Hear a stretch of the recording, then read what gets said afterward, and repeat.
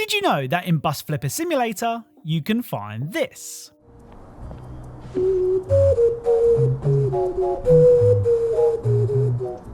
So it's a picture of Shrek, and he isn't looking like the sharpest tool in the shed.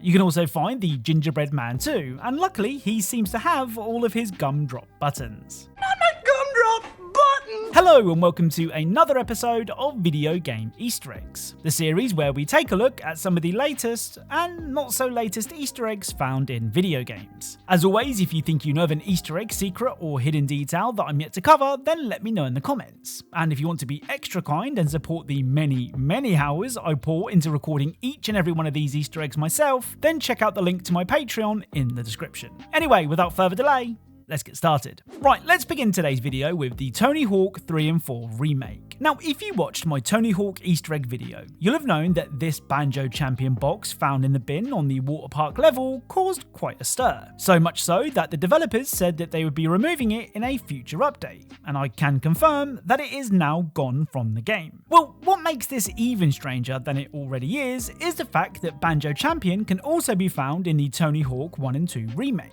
In fact, on the hangar level, you can find multiple boxes of Banjo Champion left carelessly on the floor. So the only reason the box was removed from 3 and 4 was because it was placed in the bin, which just seems really silly to me. Oh, and that wasn't the only Easter egg that's been removed from the game. On the shipyard level, you used to be able to find a blow-up doll in one of the containers, but now it's gone. I mean, I probably speak for all of us when I say removing Easter eggs like this from a Tony Hawk game is really stupid. Anyway, on a more positive note, there is an Easter egg on Shipyard that I didn't know about, that hasn't been removed, and is really well hidden. Grinding through the vents is a pro goal, and one that can be really annoying to do. Well, if you enter photo mode when in the vents, you can spot a couple of alien plushies playing basketball.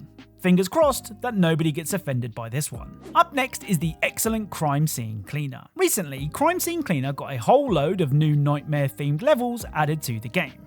And get this, you don't have to pay for them. Nice.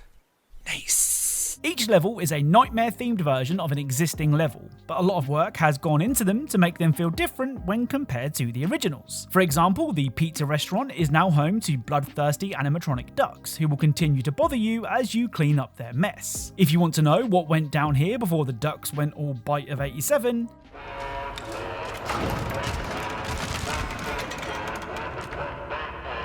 Was that the bite of 87? then you need to find a dream catcher and interact with it. So let's see what this one shows us.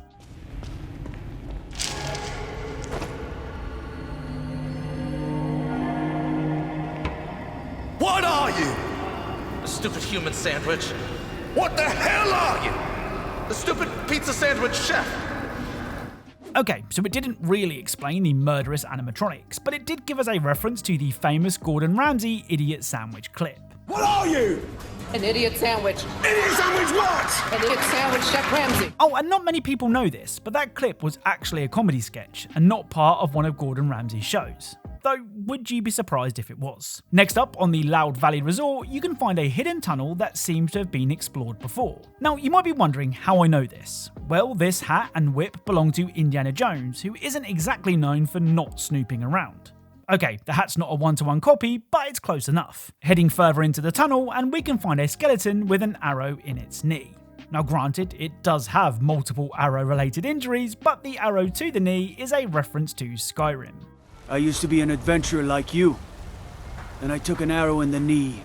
Now, if you've been watching this series for a while, you might remember the duck exhibit in the Modern Art Museum level that referenced a bunch of different movies. Well, that exhibit has also had a makeover in this update. First up, we have a reference to Lord of the Rings. Next, we have a nod to Mufasa's death in The Lion King. Next up is this duck on a bench, which is a reference to Forrest Gump. This duck and mouse combo stuck in a cell is probably a reference to The Green Mile, and this creepy setup is probably a nod to Psycho. I mean, those are my best guesses anyway. Feel free to leave your suggestions in the comments. Now, I know that it's easy to hate on Nintendo these days. I mean, they seem to do everything in their power to make people not like them. Here's the thing, despite some pretty scummy anti-consumer moves over the past couple of years, Nintendo do know how to make a good game. As things stand, Donkey Kong Bonanza is my personal game of the year, just edging out Death Stranding 2.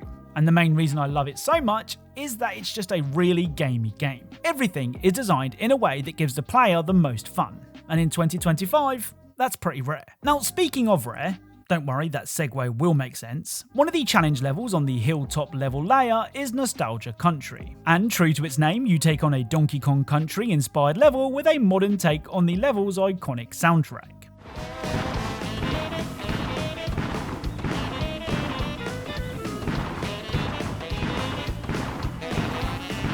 Well, at the beginning of the level, if you turn around, you can find something else that might get those nostalgia sensors tingling.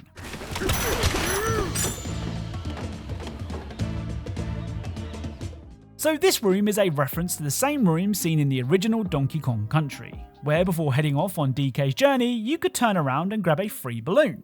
Of course, in Bonanza, that balloon is a banana, but you get the idea. A more subtle reference is this TV, as it's the same TV seen in the King K. Rool Smash Bros. Reveal from 2019, which is a nice touch.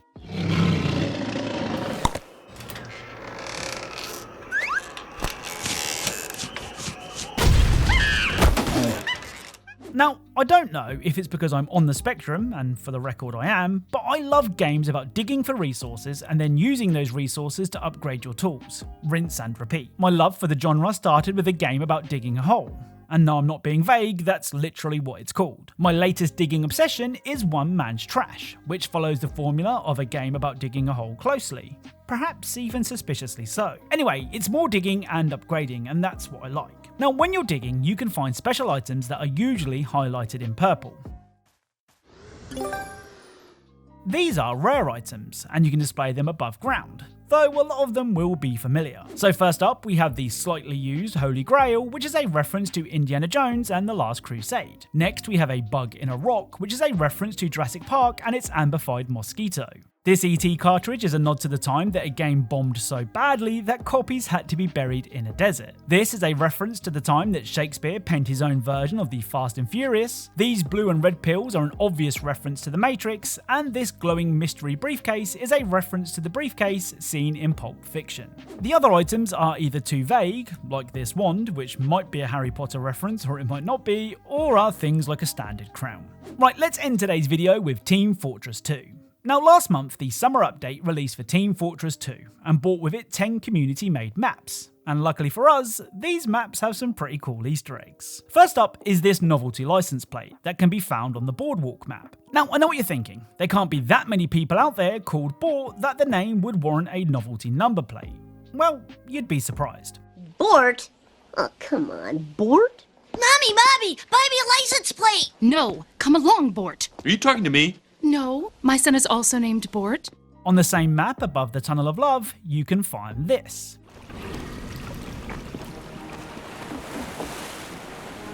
So it's two lovebirds just hanging out. I mean, I suppose this is the perfect place. Now, this next Easter egg requires the use of our good old friend Mr. Noclip. Beneath the capture point on the blowout map, you can find this.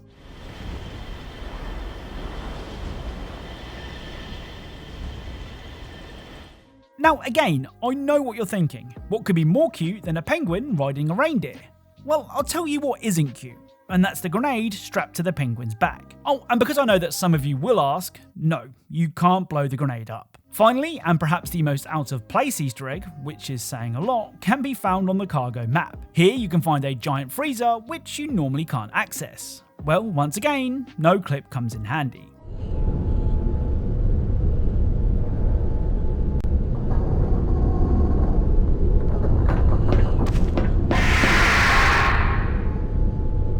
So along with an unexpected jump scare, this room is full of blood and bones, which isn't very Team Fortress 2. I mean, of course there is gore in the game, but it's more the light-hearted sort of gore, you know, limbs flying off and that sort of stuff. This, on the other hand, is actually kind of unsettling, as who knows what happened in this room.